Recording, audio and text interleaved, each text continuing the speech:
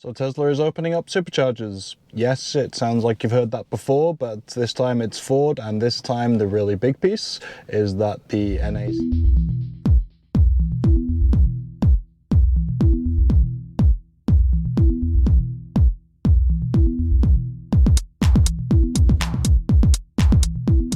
Okay, so this news literally just broke, and I think it caught pretty much everybody in the EV space, whether Tesla or CCS vehicle users, by surprise. I don't think anyone really expected this. The NACS charging port will be on future Ford vehicles. Let's have a quick talk about what that might mean and what other manufacturers might do. Okay, so you'll forgive me for just reading a press release to you here, but I'm going to try and do the most salient points. From 2024, Mustang Mach-E, F-150 Lightning, and E-Transit customers, all Ford EVs, will be able to access superchargers via an adapter and software integration that'll come in the Ford Pass program. So they have their own system, the Blue Oval network, and it will be baked into that. You'll get access via an adapter that will give Ford EV owners access to every supercharger, presumably in North America. And then from 2025, the big piece, Ford will offer next generation electric vehicles with the North American Charging Standard, NACS connector, built in, eliminating the need for that adapter that will come on the 2024 models. We've already known that Tesla has expanded out with the Magic Dock solution to basically give an adapter that's built into superchargers. It's at very select locations, most of which are in New York State, not too far from where the superchargers are built in Buffalo, New York. So that has been a pilot. We've got some successful sessions, a couple of them, and then a lot of sessions that just errored out. That's partially to do with the software between Hyundai and Tesla. Fords are on the 400 volt architecture and are able to charge pretty much at their maximum around that 150 kilowatt level we've seen. So Mustang Mach-E owners, Ford F-150 Lightning owners have been happy as far as we can tell with the Supercharger Magic Dock system. This gives them essentially just an adapter, the reverse of the CCS to Tesla adapter that Tesla owners have had for the last couple of years, being able to access the CCS network, which is obviously public, a lot different power levels, not the kind of uniform experience that they get with the Tesla Supercharger network. And a lot of people who really do road trips have been able to use that, whether to get cheaper charging, free charging on CCS chargers that have had that, and it's a nice thing to have in your kit. This will be extended now to Ford EV owners from 2024. I have to assume that they'll roll that back and make the adapter available to previous Ford F-150 Lightning and Mustang Mach-E owners, because that will allow you to access the Supercharger network as well. So that's really good news for Ford owners specifically. And then the bigger question is, what is this NACS port going to be on the 2025 models onwards?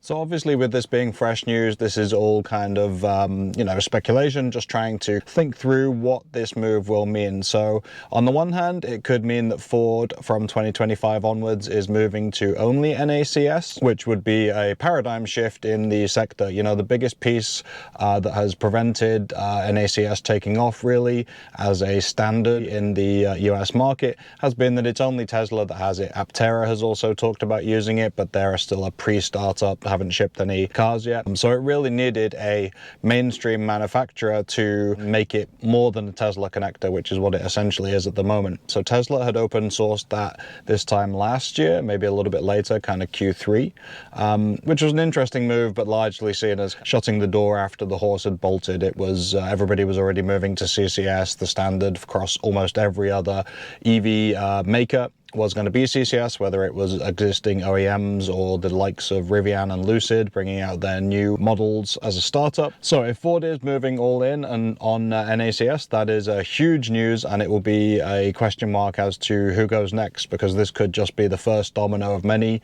moving everybody towards that NACS standard, which would be a seismic change. It could mean potentially that some vehicles will be made with NACS, some vehicles will be made with CCS. That seems less likely, seems much more complicated for production. Not sure why you'd want to make people choose between the two. A little bit confusing on how that would work as well. It just would complicate a lot of things just for the sake of changing the charging standard and offering two. I don't think they'd overcomplicate it in that way, knowing the way this is going. And the other option, which would be super interesting, would be 2 charging ports. So this is something that happens on other cars. You have it on the Taycan, where the J1772 slower AC port is on one side and the DC fast charging is on the other side with the CCS. So it's not out of the question. It's a little bit odd. It would again make things complicated, but it would give owners of those 2025 Ford EVs a very versatile EV, you know, being able to natively with no adapter accept both CCS and the Tesla connector NACS standard. The reason that could be a possibility, even though it is kind of over-engineering the situation a little bit, would be that the Tesla Supercharging network is geared for Tesla's charge port position. Ford may choose to re-engineer where they put the charge ports if they're going to move to NACS completely, but if they don't, then the current CCS charge port is in a really awkward place for V3 superchargers. Now there's various ways around that. V4 superchargers are going to have longer cables. There could potentially be retrofitted V3 superchargers, although that would be a lot of expense to Tesla. So potentially some solutions, but the reason that 2 charge port solution may fly is that they could put the NACS charge port in a place on those 2025 Ford EVs onwards, be aligned with the V3 superchargers. So have the NACS port in that driver side rear so that it's going to be a perfect fit for existing V3 and V2 superchargers, but then have a CCS port in the standard place and not change anything there. Obviously the adapter piece is really just an agreement. They're just taking what the Magic Dock solution already does and putting it in an adapter that Ford EV drivers can stick in the front trunk, whatever, take around with them and open up access to the entire network. So great news for Ford EVs, really. That just changes the game entirely for road tripping a Ford Mustang Mach-E, Ford F-150 Lightning and everything else that comes in its wake, and a big move for Ford for sure. So Ford as an EV maker has in some ways been one of the more progressive thinking companies, not so much in the EV technology. They've mostly stuck massive batteries in to extend range and retrofitted previous models, although the Mustang Mach-E is obviously quite a different beast than the previous Mustangs. The F-150 Lightning is the strategy of taking a popular marque of vehicle and making it electric and better in so many ways. So that has been seemingly a winning strategy for them, but the internals, the software updates seem to be among the best outside of what Tesla is doing, trying to get connected routing. So you'll have the Blue Oval network, which has always been a little bit of a kind of cobbled together piece. That's starting to bake in superchargers, makes it a significant route planner and something that they can hopefully align with Tesla's data stream and be able to tell people in real time how those superchargers are looking in terms of availability and help route planning along the way. So all of that stuff is kind of indicative of Ford being a bit of a wild card in this space among OEMs, many of whom have played it fairly safe, just, you know, stuck with CCS, invested in existing networks like deals with Electrify America for free charging, EVgo in the case of GM and Nissan. This is a full sweep by Ford, really. You know, this is opening up an entirely new network in one fell swoop for anyone who gets their hands on that adapter, which as a product does not exist outside of this deal at the time of recording, or in those Magic Dock locations, which again, we don't know anything more at the moment beyond it's a pilot in New York State and California.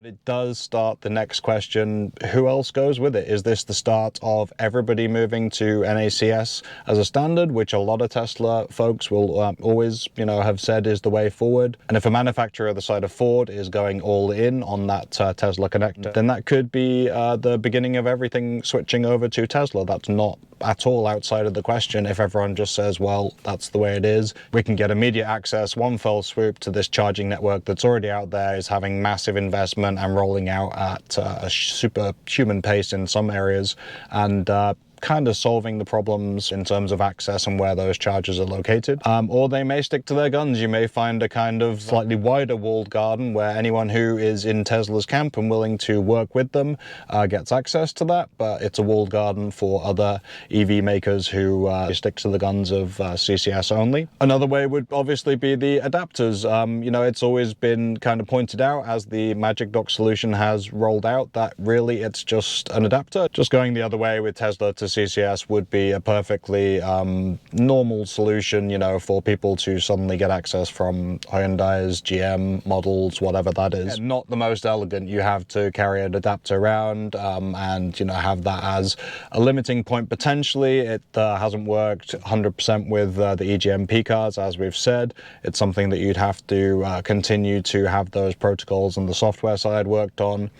And just because Tesla starts offering this adapter doesn't mean that it's going to work seamlessly for every car. There could be occasions, as we have, where the Supercharger V3 just isn't going to be anything more than a backup, and the CCS network will be the mainstay. And then others where it's more compelling, where the vehicle gets about the same charge rate through the adapter, and the advantage of the Supercharger network being then the locations and also the fact that you have 8 or 12 stalls at a site rather than the common 4 that are at a lot of EA and EVgo locations. But again, this the adapter solution does not solve the non-standard charge port issue and the length of the cables at V3 superchargers. Yes, long term we have the potential for V4 superchargers to start taking that over, but one of the big pieces here is that the Tesla Supercharger network as it stands with V3 and older V2 sites. So you have the remaining issues that we've pointed out before of the charge port in many vehicles not being ideally placed, and then you'll be blocking 2 Tesla stalls. The length of the cord for Ford EVs, we've certainly seen this, the Lightning being a big vehicle, you're putting a lot of stress on those cables if you don't park all the way up to the bump stop, and even sometimes when you do, it's still too taut and could damage the equipment. So again, that brings us back to, do the automakers start to fall in line with Tesla's way of thinking and put the NACS port on the car in a more standard place, as Tesla has done? Or are we going to continue to see this kind of hodgepodge of adapters, but it just opening up in the other direction? Tesla's had years of first the CHAdeMO adapter and now the CCS adapter in the last couple of years. It could just be opening up to balance it out on the other side, so that CCS port vehicles start to gain access to the wider Tesla network. And then the main question is, how quickly does that happen? You know, do automakers just immediately start following Ford's lead? Are we going to see a series of deals, or is Ford going to be the kind of major mover here and get that first mover advantage? Are we now in for a sea change in how we approach the charging standards? Has Tesla finally got what it wanted and got everybody over to the North American charging standard? Or is this Ford going out on a limb and just rolling the dice, hoping that they can make nice with Tesla and have that kind of access and have it as a competitive advantage for their EVs? All the stuff we talked about in this video and much more is open for comment, so let us know what you think about Ford's move. If you're a Tesla fan, let us know what you think about this. I know there was some pushback against the Magic Dock solution, which was only 11 locations at the time. Now that's going to be every location, so wherever that is near you, you may well start seeing Ford F-150 Lightnings in those spaces, Mustang Mach-E's. Is that something you celebrate, or do you think this is the further erosion of that Tesla Supercharger advantage that you've known and loved for many years? Let us know down in the comments. Hope this one was enlightening for you and provided some food for thought, and we'll be back to regular scheduled programming pretty soon. Cheers.